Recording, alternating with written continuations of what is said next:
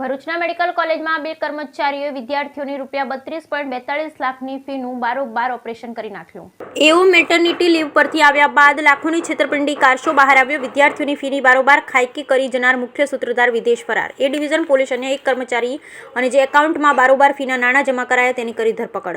Bharuch civil હોસ્પિટલમાં કાર્યરત doctor કિરણ CP Patel medical college ખાતે ₹34.42 લાખની છેતરપિંડી થઈ હોવાનો કિસ્સો બહાર આવતા ચકચાર મચી જવા પામી। આ પ્રકરણમાં પોલીસે બે આરોપીની ધરપકડ કરી વધુ કાર્યવાહી હાથ ધરી। ભરૂચ સિવિલ હોસ્પિટલમાં કાર્યરત ડોક્ટર કિરણ સી પટેલ મેડિકલ કોલેજ સાથે લાખો રૂપિયાની છેતરપિંડી થઈ હોવાનો મામલો સામે આવ્યો। કોલેજમાં ઓફિસ આસિસ્ટન્ટ તરીકે કામ કરતા ધ્રુવરાજસિંહ રાજ અને વિપુલ સોલંકી કોલેજમાં વિદ્યાર્થીઓના ફીના નાણાં જમા કરાવતા ન હતા। નિયમિત ફીના નાણાં જમા ન કરાવી છેતરપિંડી આચરવાનો કારસો રચ્યો। તબક્કાવાર ₹34.42 લાખની છેતરપિંડી થઈ હોવાનું બહાર આવ્યું। કોલેજના chief administrative officer Gopika Mithiya maternity leave પર હતા। આ સમયગાળા દરમિયાન કોલેજના ઓફિસ આસિસ્ટન્ટ તરીકે કામ કરતા અને જાડેશ્વર ખાતે રહેતા ધ્રુવરાજસિંહ રાજ અને વિપુલ સોલંકી વિદ્યાર્થીઓ પાસે ફી લીધી, પરંતુ તેને કોલેજમાં જમા કરાવવાના બદલે વાગરાના વિલાયત ખાતે રહેતા ચૈતન્ય પટેલના એકાઉન્ટમાં જમા કરાવી દીધા।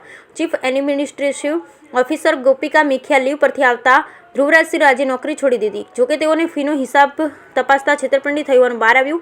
આ અંગે ભરૂચ શહેર એ ડિવિઝન પોલીસ મથકે ફરિયાદ નોંધાવી। ફરિયાદના આધારે પોલીસે તપાસ શરૂ કરી, જેમાં આરોપી વિપુલ સોલંકી ચૈતન્ય પટેલની ધરપકડ કરવામાં આવી, જ્યારે ધ્રુવરાજસિંહ રાજ વિદેશમાં હોય તેની ધરપકડના ચક્રો ગતિમાન કર્યા। આરોપી વર્ષ 2022 થી 24 દરમિયાન વિદ્યાર્થીઓ પાસે ફીના પેટે નામ વગરના બ્લેન્ક ચેક લેતા અને વિદ્યાર્થીઓને રસીદ પણ આપતા।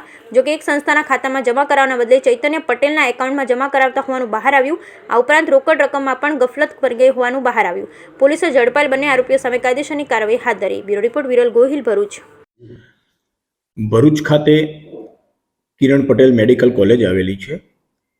એ મેડિકલ કોલેજમાં એડમિશન લીધેલ વિદ્યાર્થીઓની ફી પેટેના નાણાં વર્ષ 2022થી લઈને 2024ના સમયગાળા દરમિયાન કેટલાક ફી પેટે આવેલા નાણાં કે જેની રકમ થાય છે 34,42,500, એટલી રકમ સંસ્થાના ખાતામાં જમા નહીં થયેલી હોવાનું ખાતાના એડમિનિસ્ટ્રેટિવ ઓફિસર કે જે ફરિયાદી છે આ કામના ગોપિકાબેન, એમના ધ્યાન ઉપર આવતા એમણે ઇન્ક્વાયરી કરતા તેઓ મેટર્નિટી લીવ ઉપર હતા। એ દરમિયાન એમના અંડરમાં જે આસિસ્ટન્ટ તરીકે કામ કરતા હતા એક ધ્રુવરાજસિંહ રાજ અને બીજા વિપુલભાઈ આનંદભાઈ સોલંકી, આ લોકોએ જે વિદ્યાર્થી ફી પેટે ચેક આપતા એમને તો એના ઉપર સંસ્થાનું નામ નહીં લખતા અને સહી કરેલા રકમ નખાવીને કોરા ચેક લઈ લેતા અને એમને એક એમના મળતિયા ચૈતન્ય ચંદ્રકાંત પટેલના સાથે મળીને એક ફ્રોડ એકાઉન્ટ ખોલાવેલું